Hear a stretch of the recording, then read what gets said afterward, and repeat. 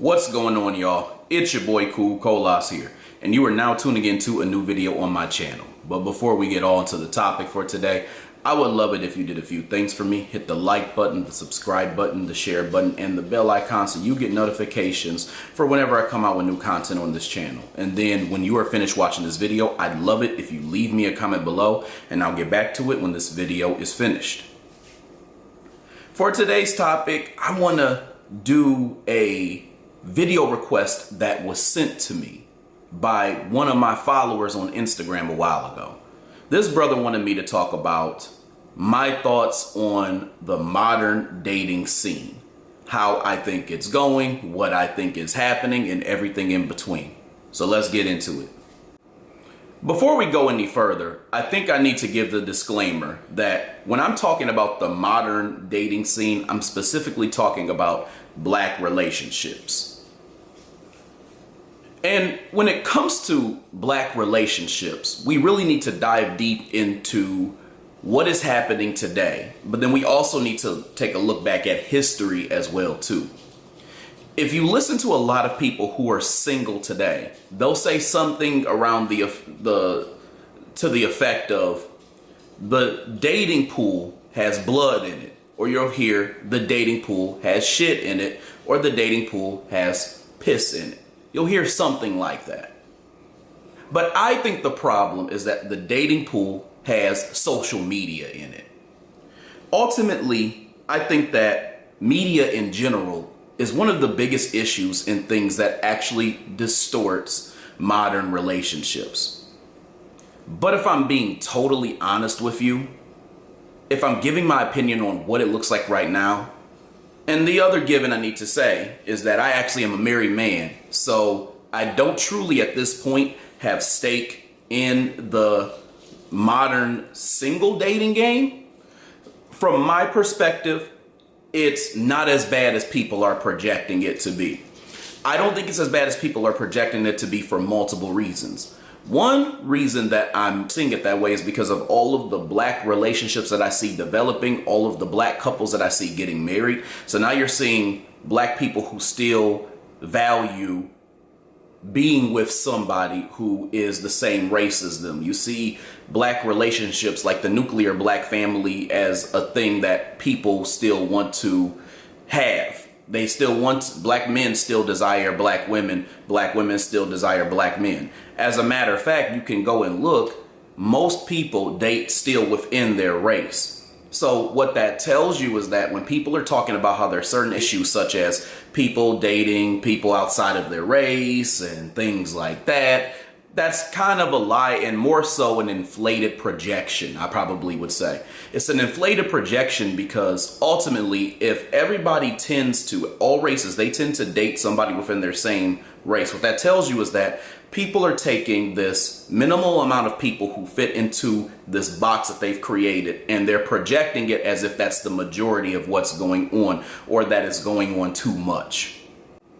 But now I want to go back to the comment that I made about social media and media in general. I think media in general is vastly distorting black relationships. It has been doing it for such a long time, as a matter of fact. And when I say media, I'm talking about TV shows, I'm talking about movies, I'm talking about social media, I'm talking about music even. You can see this dynamic of media influencing black relationships in a negative way. And a lot of times when you see these influences, what it is if we're really going back to the history, like the root of what's happening, there are a lot of messages that are projected on movies and TV shows and things like that, especially when you look at these intimate, or as they like to call it, romance movies and things like that. And ultimately, they tried to project these fairy tales that a lot of people grow up on, especially like in the black community. You know, have you ever noticed that when we talk about the classic black movies that everybody used to watch, we always talk about like who are black, everybody who's black. Notice that we talk about movies such as Love and Basketball. We talk about movies like The Wood. We talk about movies like that, right? Movies that involve black people getting together and getting in relationships. But when it comes to these black love movies, notice that they tend to be things that black women, for the most part, are saying are classics, and they'll say something like, "Oh, I love this movie." You know how us the sisters are. They'll say how much they loved a certain movie, but if you look at the dynamics within these movies, there's a lot of toxicity. And there's a lot of issues and a lot of things that when you really look back, you're like, this wasn't love. This was very dysfunctional. And a lot of it is because they're actually doing things in these movies to cater to the women of our culture and the women of our race. So a lot of these movies cater to foundational black American women, but not in a positive way. There's nothing wrong with catering to women, just like there's nothing wrong with catering to men. But the way that they're catering to women is to not allow them to function in a balanced way in these different relationships. In other words, they try to push a lot of feminist narratives, or again, dysfunctionality, or for her to kind of do things that, in my opinion, don't make for someone who will be a good wife or a good partner. And we as black men are supposed to cater to this and be simps and to allow some of this stuff to kind of go on. And if anything, these movies tend to villainize us and show how we need to get our stuff together. But again, I'm not trying to make this a thing of black women versus black men, but what I am explicitly seeing with these movies is that they have a problem with catering to black women specifically, and they usually throw in, again, feminist agendas, or they excuse their dysfunctionality, or they excuse them being promiscuous and that type of thing, and saying that we as black men should just love them regardless. And the reason why this is done is because if we really take it even further back, the white supremacist controls the area of activity that is known as entertainment, which means that 9 times out of 10, more like 9.9 times out of 10, they are producing and controlling the way that these movies, TV shows, etc. come out and what they look like. And a lot of times the messages that they put onto these movies are put into the black community via the white supremacists. A lot of times they like to distort the way that our relationship should go. So they do that too by trying to put feminist narratives into our community, and they do that through movies because the messaging that we see there ends up translating to things that we end up actually doing in real life. You know, they distort the relationships in other ways, of course, as well, too. So these messages can be exploited even more, such as, you know, back in the day, they used to put a lot of the black men in our community in prison. They used to unalive a lot of the black men in our community. They used to do all types of stuff so the black man wasn't really present, or he wasn't just a good fit for this black woman who has been looking for a king, a protector, and all this other stuff. And she really didn't get what she wanted. And she may not have been the right fit as well, too, in a good chunk of these cases. And I think what ends up happening is they listen to these movies that show how they believe that we should think a relationship should go. And ultimately, it creates dysfunctionality in what happens in modern society. And our parents are the ones who ate this up and soaked this up. Even if you look at a lot of R&B, especially R&B like back in like the 90s and that type of cusp, a lot of it, especially with black men, was a lot of them basically crying and whining and simping and all this other stuff when it comes to trying to get women. Now, again, I want to make it very clear, there is absolutely nothing wrong with expressing your love for a woman or expressing good things, but they would always go overboard with it. So this was an expectation that ended up manifesting and becoming bigger and bigger in modern society. So again, these are images and things that they like to project into our community, because who controls the record labels? Who controls all these different music artist labels, and who controls the music industry as far as what they want to do with exploitation? The dominant society does. Who controls the movie industry? The dominant society does. Who controls the TV industry? The dominant society does. So they have the final say in the way that they want these things to look in our community. And it's like, how in the hell are you going to tell us how things are supposed to go in our relationships just because you have issues? Because ultimately, this is their projection. The dominant society, the men of the dominant society, have an issue with the women of the dominant society. There was a back and forth. I believe the back and forth was for control because, again, black men or white men and white women both were slave owners back in the day. But there was this thing of feminism where the white men, of course, wanted to keep the control because their desire to uphold masculinity along with their insecurities were kind of taking hold, and they were mistreating their queens, right? And so that caused a rift between the white men and the white women. So the two of them ended up having a beef, which therefore created the feminist movement, because white women wanted to have something where they could fight back against the white men. So what they did later down the line was they tried to make it so that black women were a part of that issue as well too. And that's when they ended up basically creating that modern, like the old school feminism that really was an issue between white men and white women. Now y'all can go on and on about this wave done got created, that wave done got created, whatever you want to say. But the ultimate truth is that it started out with those two having issues with each other, and that somehow became a projection into our community and ultimately messed with our relationships. Now I say all this and I want to bring this back to center. The main thing that they're trying to do is to get to black women in the relationship and distort the way that they see it, therefore causing issues on the outside. So let's talk about that as well too. Women in general, but in this case black women, are actually the most susceptible to imagery, attention, and desiring to project the image that they want everybody to see, and to a certain extent maybe even envy. And so that's why you see a lot of women on social media in general now. You see a lot of them desire for these images so that they can post it and other people can also, like what they've done. They want people to be the envy of their life and everything that they do. They want to create this aesthetic that everybody can fall in love with, and they want to seem like they've turned into this great person that everybody should admire. So images are very, very important to them, and it's kind of ironic in a way because their own image is important to them, and then the images that they see on social media and that they want others to see is also important as well too. That's why a lot of people go on and they say a lot of women want to have a wedding, but they're not necessarily preparing themselves for how difficult the marriage is going to be. Or the woman wants to show images of her having a baby, a beautiful baby boy or a beautiful baby girl, but they get tired or they get frustrated with the whole idea of taking care of a kid, or that type of thing. They want to basically show the image of the good stuff that comes with some of these accolades and some of these things that happen in their lives, when it comes to relationships and when it comes to things that they have for themselves. But then when it comes to the responsibility of what it takes to uphold these things and to maintain these things properly, then that's when a lot of people talk about how women fall short.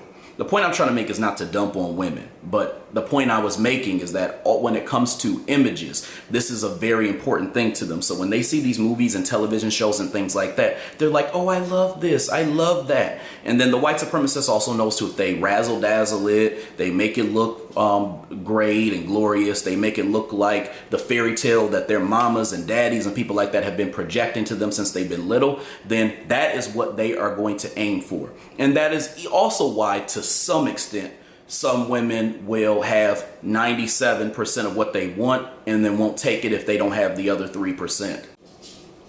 Overall, though, if we're really going back, the issues that people talk about when it comes to modern dating don't necessarily outweigh how great a lot of relationships are between black men and black women. A lot of us are really falling in love with each other, getting married to each other, and speaking positively about each other on social media. I mean, think about this whole idea of how a lot of us love to, find partners who are right for us. A lot of us are seeking to better ourselves. I feel some ways about it, but I also agree with some things about it. The whole therapy movement, you have a lot of us who are trying to quote unquote heal and trying to get ourselves together so we, can be right for our families and our children. So you have a lot of us who are trying to do things to, maintain the relationship properly as well too. We're doing certain things to vet our partners and seek out the partner that's best for us. So I see a lot of great things when it comes to that. And the black community. So I'm definitely happy about that. But I also will say that if there are bad relationships, what I think a lot of people don't realize is that social media exploits that. They exploit that so much. So anytime we see any negativity when it comes to relationships or dysfunctionality, then the first thing that we want to say is that, oh, the dating pool is so bad. Look at all these people who suck. Look at this, look at that. And the white supremacists, they use social media as a mechanism to exploit our relationships, to exploit the way that we behave, as if we're the only race and racial group that behaves, that has degenerates that behave in a certain way in relationships or in general. And then let's also not forget too that there's some cultural mixing as well too. You have some non-FBAs and FBAs who are kind of like mixing, and they have different cultural habits and things like that. And there's a little bit of deceit with that because there's some cultural issues, like there's some differences between one black culture versus another. So that's also a problem as well too. Another thing too is that social media has also become a space for goofy negroids to make these fake ass dating videos and these little skits and things like that, where they're trying to project, you know, a certain issue to kind of see what people's opinions are on one side or another and all this other stuff. So that's also another problem as well too. It's not even real. It's not even like a real situation. They're just things that it's like sensationalism. They're hoping that people are going to give them views and likes because they brought up something that they believe was interesting and they made it look real.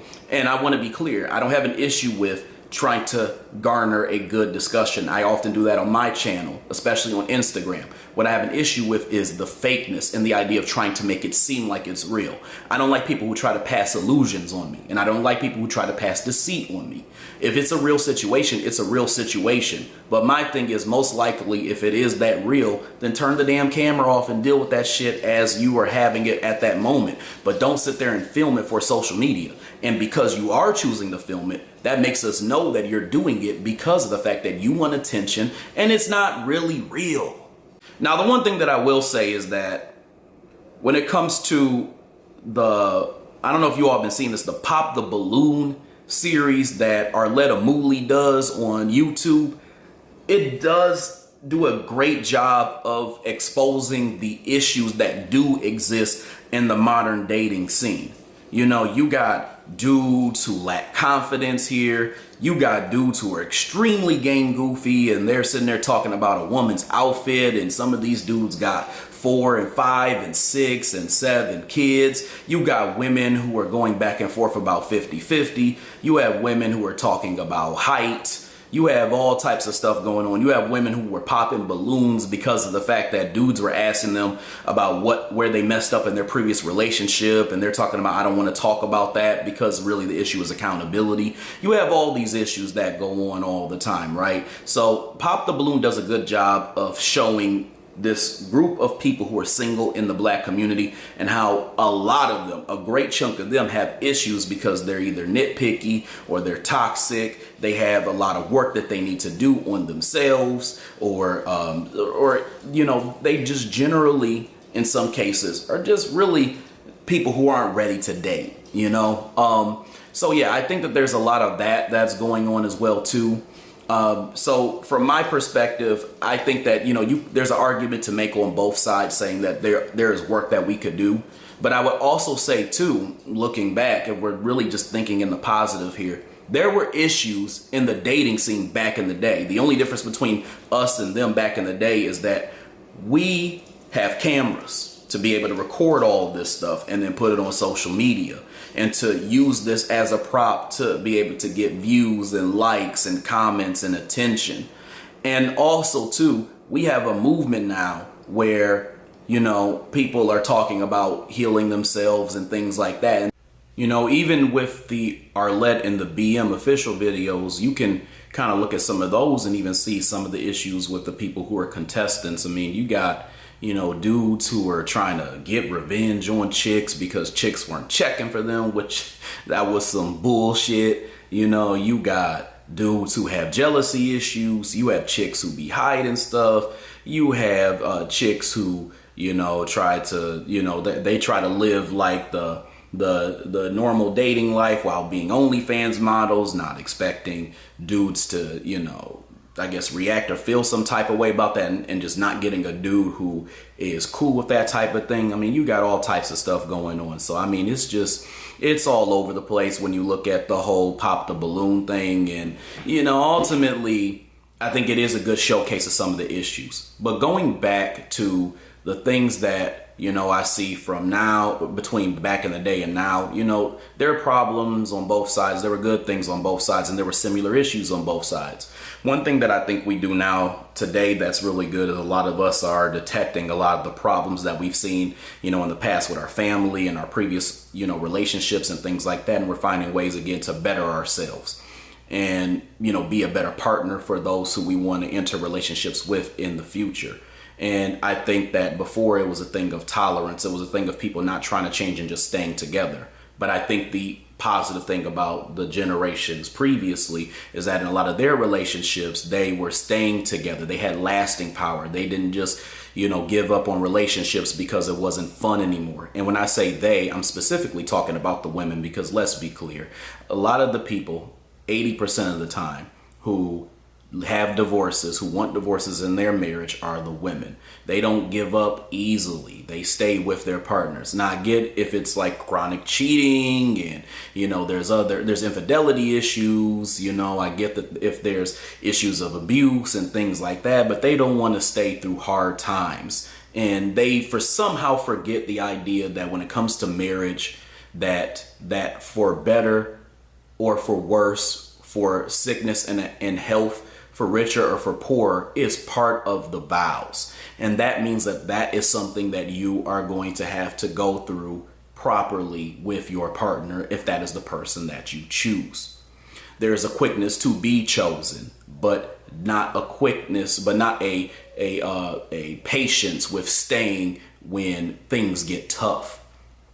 So I think that both generations did relationships in good, in certain ways, and they do certain things that are not so good at the same time. But ultimately, if you ask me, I would say that the main thing that somebody who wants to have a proper relationship in the Black community needs to do is, it depends on who you are. I think if you are a Black man, the main piece of advice that I would give to you is to be confident. Constantly work on yourself and step your game up as much as you possibly can. Be yourself. But when you're being yourself, be yourself confidently. And that is the main thing that is going to help you when you're getting trying to achieve a relationship with a woman, or at least the woman that you want. You want to be able to, set the standard, set the tone, be assertive, be self-aware. Know what it is that you like, because society typically does not tell you what you should like, or that you should have boundaries, or that you should have desires, or you should have things that you want from the relationship as well too. But that is important for you as well. You need to really look at these things and make sure that this chick is fulfilling these. You need to have more standards and know your worth, because there's a lot of things that you have to bring to the table. And you have to be somebody who has to understand that rejection is also a part of relationships. If somebody does not like you, you move on to the next person and you try to find somebody who is a good fit for you. If you're a man, have a plan. Be able to know how you're guiding your woman. What direction are you taking her in? What is it that you see for your life? What are your passions? What are your goals? Are you going after those types of things? Be somebody who is active, somebody who is taking care of themselves and their health, because again, you set the tone. So if you're setting this lazy bum tone, then that's the tone that you're going to set for your family, because you, again, are the person who's supposed to set the standard. It is your responsibility to do that. It is not her responsibility to set the tone. She should do things for herself because she's an adult, but you set the tone for your family as a whole. And you also have to be willing to put your foot down even when she disrespects you. As a matter of fact, especially when she disrespects you. The minute you are disrespected by her, really anybody but by her, then you you need to set the tone and tell that person that this is not okay, or you need to eject yourself from situations that you cannot change when you do tell somebody that you don't like the way that they're behaving. You also need to like make that clear in some way, whether that means that you just leave the situation, whether that means that you tell them that this is what you don't like, and if you do this again, then I'm going to do this. But you need to start doing that a lot more than what you're doing. And also, dudes, stop trying to go after some chick that's not checking for you. There's always, as long as you are at least just a little bit on the cool side, and you do have a little bit of confidence and swagger, there'll at least be some sister who is checking for you. She may not be a 10, she may not be a 9, but she might be a cool 7, and she is the best thing for you. You always have to know that there is some decent sister out there who is checking for you, and you need to pay attention to that. Choose people who choose you. When it comes to the women, if I had to give advice, I would say, a lot of dudes, they want peace. Be their peace. As long as they are, somebody who is, cool, they have their stuff together for the most part. Nobody's perfect, of course, but you should be peaceful. You shouldn't, and you also shouldn't withhold your femininity and things like that just because you have a bad partner. That means that you just leave. You don't sit there and withhold it and complain about it on social media. You leave the relationship when that person is not giving you the thing that you need over time. And I'm talking about over time. The other thing too is, I would say with ladies is, be good listeners. A lot of y'all talk about communication, but most of the time it's just y'all talking. And that's what you mean by communicate, because you want to be able to communicate what you think. And when you say comprehend, you want them to be able to comprehend it. Sometimes you got to be your ass quiet and let that dude talk sometimes and tell his side as well, too. Also, too, know what you really want as well, too. You shouldn't compromise per se, but you should understand why you like the things that you like before you go after them. And you also shouldn't complain about not being able to find what you want if your standards are very high, So that's why I say that there's certain things that you can do, but ultimately it falls into, self-awareness and things, related to knowing yourself, what you want, understanding who you are. Are you a work in progress? Are you somebody who's ready to date? You should be able to understand all of these things, and, and also to, take care of your image and hygiene and things like that. But again, when it comes to, relationships, I would say ultimately there are things that we both could work on, but I think that we're doing as good a job as we can, and I don't think it ever will be perfect. So if you want to blame anybody when it comes to the bad things that you see on social media, blame the white supremacists, because ultimately they're the ones who are exploiting us like we're some type of problem individuals, and all of these other cultures have relationship problems as well too. Other than that, y'all, I hope you all enjoyed this video. I hope you all enjoyed what I had to say, and there will definitely be more to come, so make sure that you stay tuned. Other than that, I'll be talking to y'all later. Peace.